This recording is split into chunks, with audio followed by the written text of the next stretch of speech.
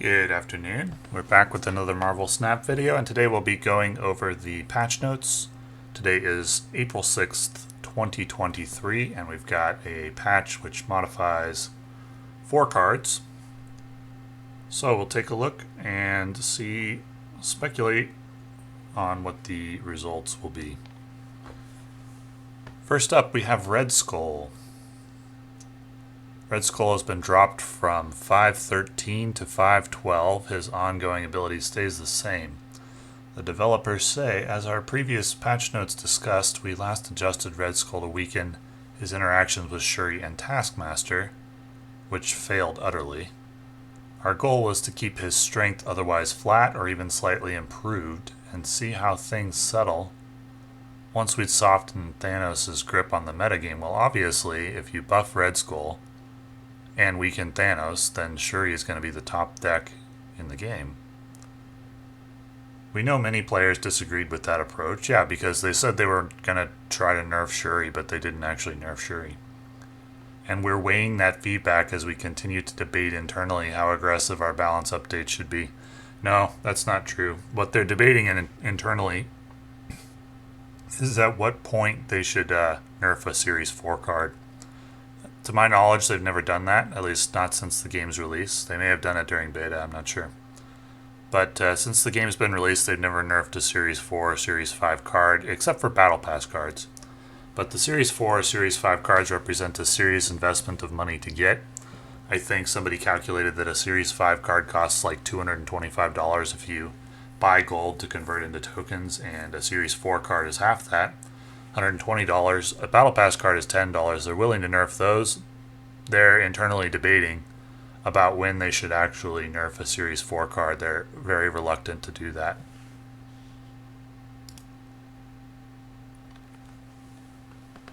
In this case, things settled into an improved metagame. What? By whose definition? It was a worse metagame. Every time they've done a balance patch since I started playing this game, the meta's gotten worse. But with decks based around Shuri and Taskmaster still too strong for our liking. We recognize Shuri is clearly the true offender here, and we have a balance change for Shuri ready. However, that change to Shuri needs a patch to be implemented. We can't make it via OTA. So this is an interim adjustment to weaken the Shuri deck just a bit more. We do expect Shuri to remain viable after this Red Skull tweak, but we don't want to drastically nerf multiple innocent cards when we have an incoming nerf to Shuri herself. So, translation, please don't hurt us. We're going to nerf Shuri after she hits Series 3, but we don't want to do it while she's in Series 4. So we're going to hit Red Skull again. Once that change to Shuri is live, we will revert this or previous Red Skull changes, maybe, but we're going to give that some time because we'd rather ensure a larger shift in the metagame. Yeah, this is a please don't hurt us community. We know you're mad about Shuri being so popular, and we're going to nerf her, but we don't want to do it while she's Series 4. We want to wait till Series 3. And they're hoping that this will placate the community in the meantime.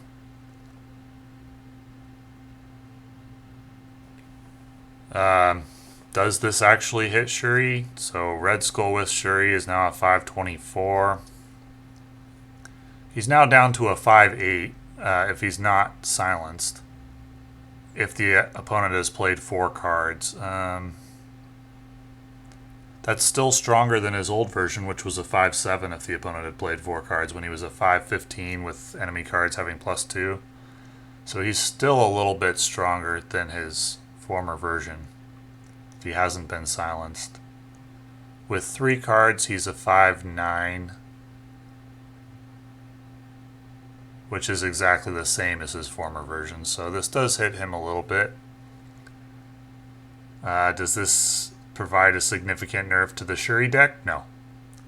He's still a 524 with Shuri. There's nothing else that can touch that outside of a Shuri deck. The only thing this might do is increase the amount of Shuri players running like Destroyer maybe instead. But this doesn't change the Shuri meta one bit. And they know that. This is like This is just for show. This is a please don't hurt us community. We are going to nerf Shuri. We just don't want to do it while she's Series 4. Sunspot, 1-1 to 1-0. At the end of each turn, gain +1 power for each unspent energy. Sunspot is one of the most heavily played cards in the game. The why is obvious, he's strong. He's in Series 2, he has synergies. Opportunity cost for having him in your deck is also very low, since you only have to have one spare energy on any turn to unlock his strength floor, and the ceiling can be very high. All this adds up to solid criteria for a minor nerf. We were curious if nerfing She-Hulk would make any impact on Sunspot, but we didn't expect any change. We evaluated some other changes to Sunspot, but they don't want to change him too much. I don't think they're being honest about that change either. I think that this change was done to encourage people to buy Kitty Pryde, because Kitty Pryde and Sunspot are fulfilling similar roles. You can place Kitty Pryde each turn for 1 energy, and she gains 2 power each time you do.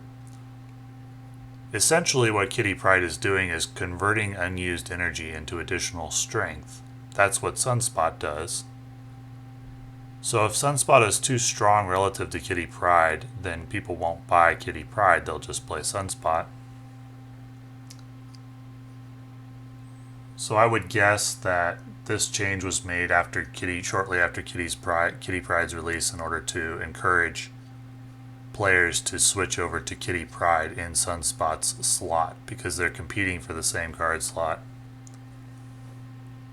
That's my guess. I don't disagree about Sunspot being very strong. The timing is what makes me think that this is about wanting more people to buy Kitty Pryde. So we got the new Sunspot, a 1-1 down to a 1-0. He's still playable. That does make a big difference, though. Now you can't play him as an additional 1 power on turn 6 along with Red Skull or whatever, things like that, you know. This hits his late game playability. Probably will accomplish its goal of Kitty Pryde, a Series 5 card, being the number 1 cost card once she's released again after they fix the bugs. Shadow King. 4-3 to 3-3, so they've reduced his cost by 1. Shadow Kings, on reveal, set all cards here to their original base power. Shadow King's whole purpose is to fight back against exactly the kind of thing that Shuri's doing, but this card simply released too weak to be a consideration for most decks. We recognize his status as a Series 4 card that's used to answer powerful decks rather than fuel them. Might limit his potential to impact the metagame, however we're happy to just give him this boost and see where things land from here. So Shadow King was underperforming in terms of, well, people weren't buying him, and they wanted more people to buy him, so they buffed him. The whole purpose being to fight against the kind of thing that Shuri's doing? No, that's not his purpose. I mean, it sort of is, but do they expect players to invest 3 energy in a card that will simply revert Red Skull from a 524 to a 512? That doesn't counter Shuri.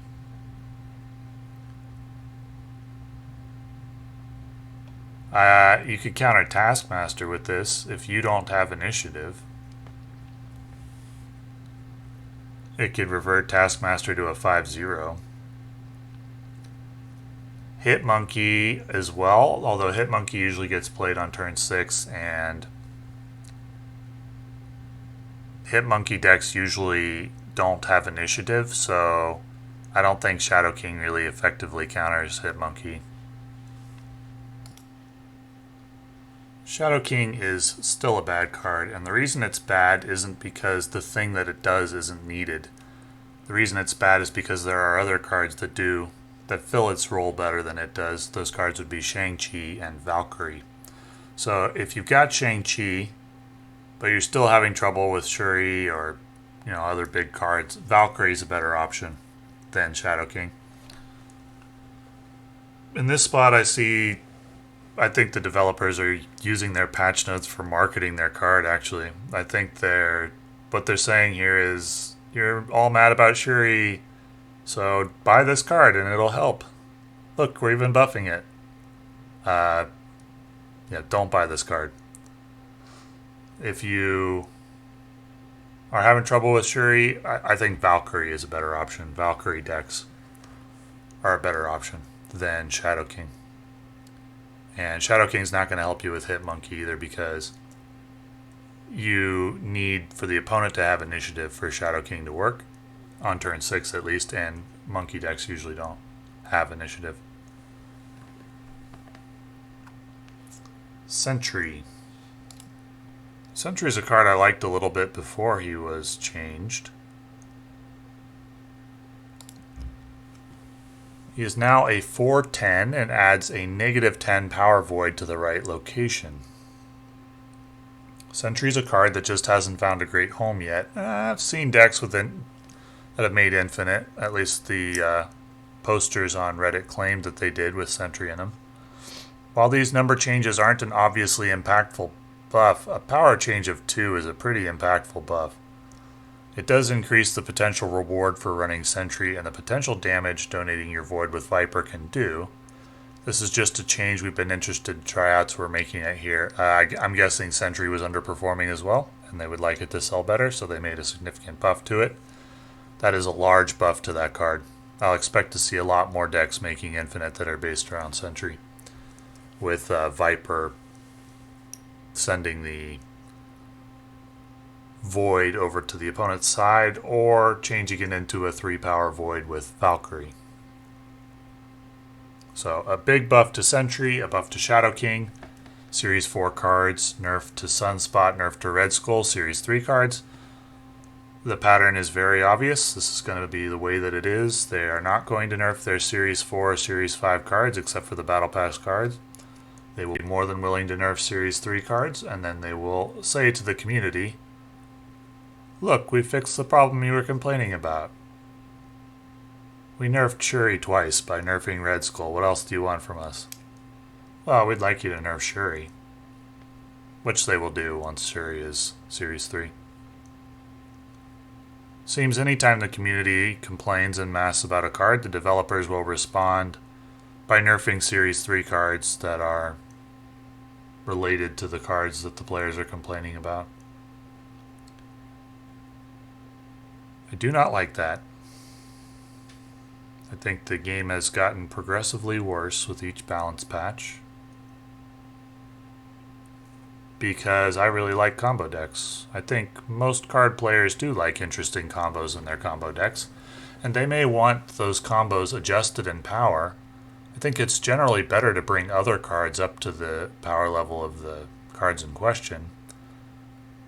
So players may want combo decks adjusted in power if one gets out of hand, but I don't think they like when combo decks are just obliterated. Referring to Leader, Arrow,